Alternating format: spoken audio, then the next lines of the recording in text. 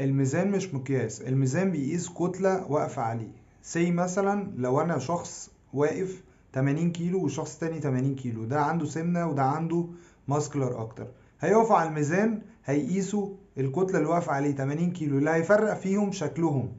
اوكي. الميزان انت ممكن تبقى عامل دايت كويس جدا وتنزل 2 كيلو فاتس وتزيد 2 كيلو مصل، بس انت على الميزان ثابت، بس شكليا مختلف. حتى انت لما تشوف واحد فورمه تيجي تقول له انت الشيب بتاعك كويس، ما بتجيش تقول له انت ميزانك كام.